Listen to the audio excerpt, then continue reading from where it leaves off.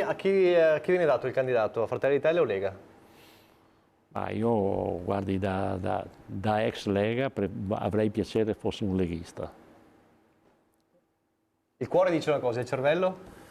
Il cervello dice che la matematica è diversa. Per l'uomo di punta di Liga Veneto Repubblica, alla fine molto probabilmente la spunterà Fratelli d'Italia. Questione di pragmatismo politico, ma anche, per l'ex leghista più noto in Veneto, di cattiva gestione del Carroccio dai suoi vertici. Uno, manco a dirlo su tutti.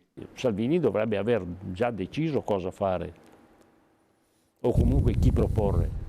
E questo non è stato fatto e ci troviamo con questa situazione che però diamo uno spazio estremamente ampio al centro-sinistra con Manildo. Un Salvini che, dato per certo al Lido per la mostra del cinema, nelle prossime ore dovrebbe incontrare Luca Zaia a Venezia per sciogliere alcuni nodi. Sicuramente lo incontrerò anche perché abbiamo soprattutto il lato Olimpiadi degli incontri pubblici assieme. E mi fermo qui, nel senso che lo incontrerò, ma non ho null'altro da aggiungere. E mentre lo stesso Zaia conferma l'esercizio provvisorio per la Regione, con un bilancio di previsione che la nuova amministrazione sarà chiamata a predisporre tra gennaio e febbraio, uno dei nodi politici nel centrodestra è proprio il nome che la Lega deve mettere sul piatto nella trattativa con Meloniani e Forza Italia.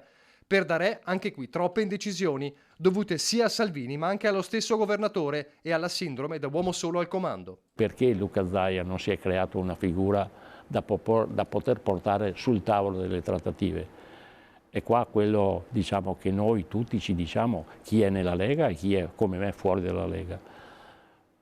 Luca Zaia poteva crearsi una figura, cioè il suo dopo lo poteva fare tranquillamente avendo costruito magari all'interno degli assessori, all'interno di qualsiasi persona politica all'interno della Lega. Un delfino e portarlo al tavolo delle trattative. Un'attesa che non fa bene, un'attesa che coinvolge anche chi, come Liga Veneto Repubblica, nel centrodestra si sente, ma non sa ancora se nel centrodestra verrà accolto.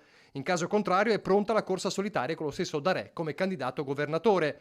Una corsa che potrebbe fare male al Carroccio, magari arruolando nella truppa qualche transfugo della Lega escluso dalle liste o scontento del partito che vede come vice Salvini Roberto Vannacci.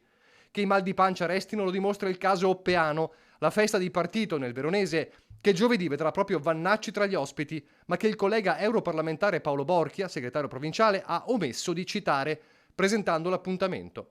Darè sul tema ha già dato in tempi non sospetti, procurandosi un'espulsione. Questa non è la nostra storia, non è la storia della Liga Veneta, non è la storia della Lega Nord.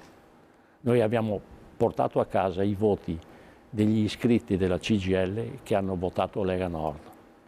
Ci sarà un motivo, perché era un partito trasversale, era un movimento trasversale, era un movimento identitario di una regione o di un'area geografica molto importante. E, secondo Darè, non è da Lega nemmeno ipotizzare di cambiare la legge elettorale per sbloccare il terzo mandato agli assessori, ipotesi che invece Zaia difende. Io lo trovo corretto e legittimo che si faccia, dopodiché questa è una scelta politica, mi fermo qui, però spero che lo si faccia.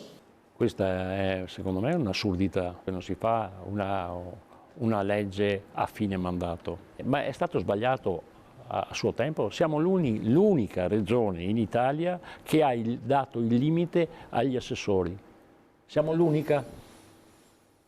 Questi sono errori di valutazione a quel tempo. Io spero che non facciano la brutta figura di portarla.